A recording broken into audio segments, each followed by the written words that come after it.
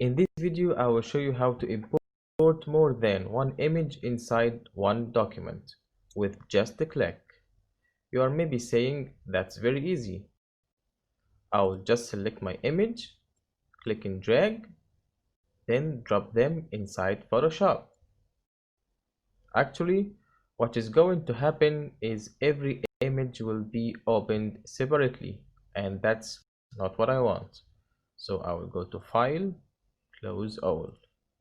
Instead, I will go to File, Scripts, and then I will choose Load File into Stack.